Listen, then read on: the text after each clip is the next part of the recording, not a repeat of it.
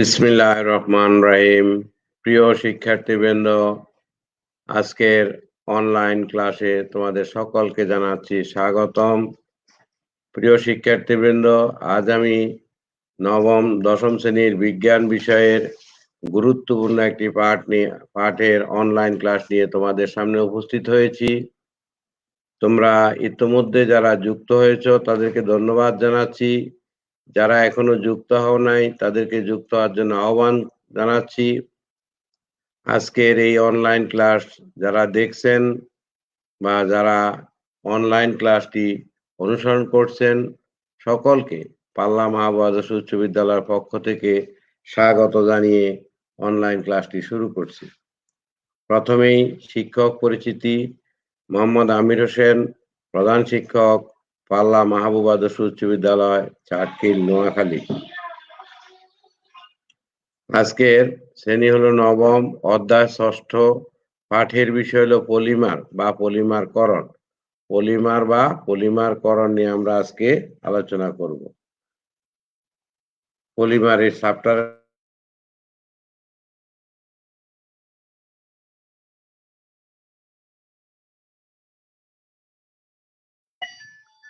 পাটকল থেকে পাটের বস্তা বা পাটজাত দ্রব্য তৈরি করা হচ্ছে পাটকল দিয়ে।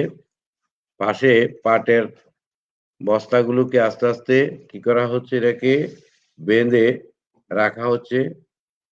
তারপরে এটা হলো বয়ন শিল্প, আরেকটা হলো পাট শিল্প। প্রথমটা হলো বয়ন শিল্প, কাপড় বুনছে, আর দ্বিতীয় হলো পাট শিল্পে পাট দিয়ে বিভিন্ন পাটজাত দ্রব্য তৈরি করছে। তাহলে এই দুইটা চিত্র থেকে আমরা বলতে পারলাম, একটা হলো বয়ন শিল্প যেটা সুতা দিয়ে তৈরি করা হয়, আরেকটা হলো পাট শিল্প। বয়ন শিল্প পাট শিল্পের তৈরিকৃত বস্ত্র ও চটের বস্তা কোথায় তৈরি হয়, কোথা থেকে তৈরি হয়, এটা আমরা এখন দেখব। লক্ষ্য করো, সুতা এবং পাট থেকে, এই যে সুতা তৈরি হচ্ছে সুতা থেকে, আর এখান থেকে পাট থেকে তৈরি করছে, দেখো পাটজাত সুতা।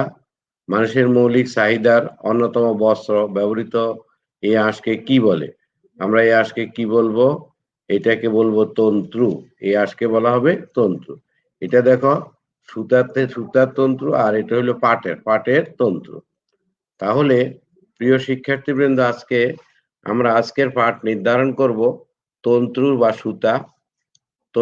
সুতা।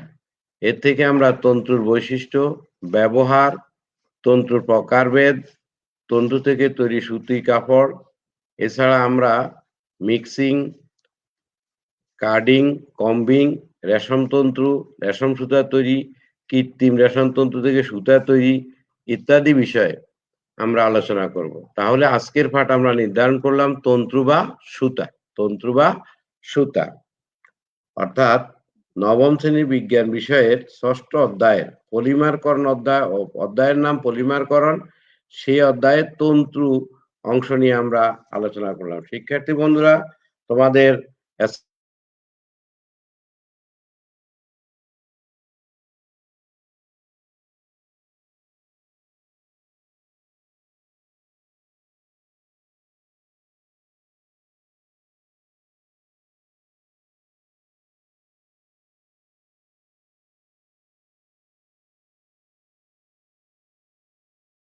বিভিন্ন প্রকার সুতার বৈশিষ্ট্য ব্যাখ্যা করতে পারবে। শিক্ষার্থী বন্ধুরা, আজকের এই পাঠ থেকে তোমরা প্রাকৃতিক ও কৃত্রিম তন্তু ও বস্ত্রের উৎস ব্যবহার ব্যাখ্যা করতে পারবে, তন্তু থেকে সুতা তৈরির প্রক্রিয়া ব্যাখ্যা করতে পারবে, বিভিন্ন প্রকার সুতার বৈশিষ্ট্য ব্যাখ্যা করতে পারবে। এখন আমরা দেখব তন্তুর উৎস। এখানে লক্ষ্য করো তন্তু বা সুতা। প্রথমে এটা দুই প্রকার, তন্তু বা সুতা দুই প্রকার। একটা হলো প্রাকৃতিক তন্তু, যেটা আমরা প্রকৃতি থেকে পেয়ে থাকি, প্রাকৃতিক তন্তু। আর একটা হলো কৃত্রিম তন্তু। একটা হলো প্রাকৃতিক তন্তু, আর একটা হলো কৃত্রিম তন্তু।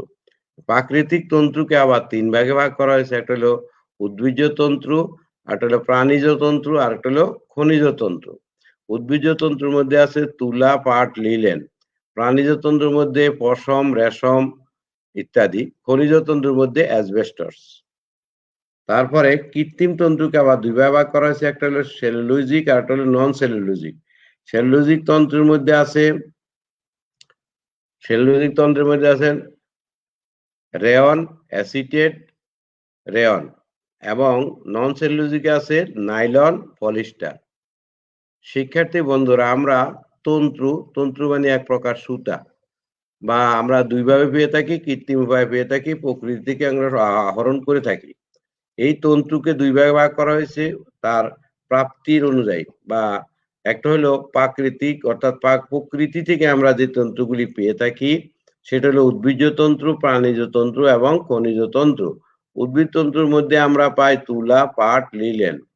প্রাণীজ তন্তুর মধ্যে আমরা পশম, রেশম ইত্যাদি পেয়ে থাকি। পশম, রেশম ইত্যাদি পেয়ে থাকি। খনিজ তন্তুর মধ্যে অ্যাসবেস্টস। অপরদিকে আরেক প্রকার হলো কৃত্রিম তন্তু। কৃত্রিম তন্তুকে আবার দুই ভাগে ভাগ করা হয়েছে, একটা হলো সেলুলোজিক তন্তু আর একটা হলো নন সেলুলোজিক তন্তু। সেলুলোজিক তন্তু হলো রেয়ন, অ্যাসিডেড রেয়ন, আর নন সেলুলোজিক তন্তু হলো পলিস্টার। নন সেলুলোজিক তন্তু হলো পলিস্টার। এবার আমরা বিভিন্ন প্রকার তন্তুর বৈশিষ্ট্য ও ব্যবহার ইত্যাদি নিয়ে আলোচনা করব। প্রথমে তুলার বৈশিষ্ট্য। প্রাকৃতিক উদ্ভিজ্জ তন্তুর মধ্যে তুলা প্রধান। প্রাকৃতিক উদ্ভিজ্জ তন্তুর মধ্যে তুলাটাই প্রধান। তুলা আঁশ বা তন্তু। তারপরে আসো তুলা থেকে প্রাপ্ত সুতা। এটা হলো তুলা থেকে প্রাপ্ত সুতা। তুলার আঁশ সংগ্রহ করা হয়, আঁশ সংগ্রহ করে রেখে শুকানো হয়। শুকানোর পরে এরপর কি করা দেখো, নল আকৃতি চ্যাপ্টা তন্তুকে মোচড়ানো হয়।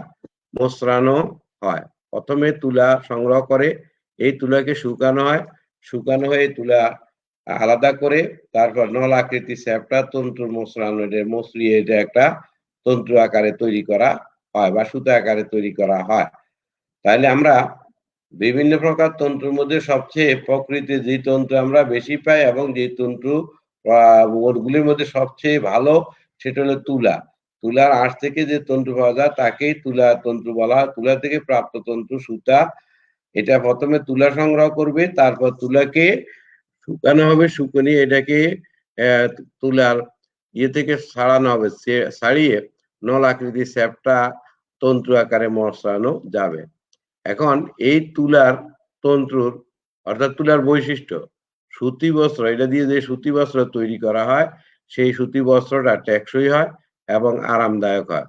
উজ্জ্বল নয়, তবে এটা খুব উজ্জ্বল নয়, এবং এটা কি করা যায়, এটা উজ্জ্বল চকচকে, এটাকে ময়েশ্চারাইজার দ্বারা মাধ্যমে এটাকে উজ্জ্বল চকচকে করা যায়। এটা অজৈব অ্যাসিডের সংস্পর্শে নষ্ট হয়, কিন্তু অন্য অ্যাসিডে নষ্ট হয় না। অজৈব অ্যাসিডে নষ্ট হবে, অন্য অ্যাসিডে নষ্ট হবে না।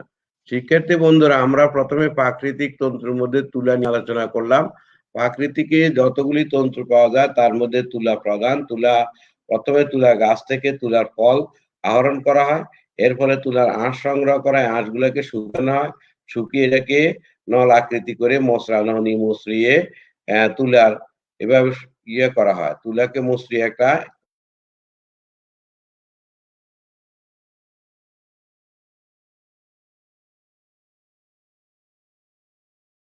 বছর টেকসই এবং আরামদায়ক। এটি উজ্জ্বল নয়, তবে এটাকে উজ্জ্বল ও চকচকে করা যায়। অজৈব অ্যাসিডের সংস্পর্শে এটা নষ্ট হয়, কিন্তু অন্য অ্যাসিড এটা নষ্ট হয় না।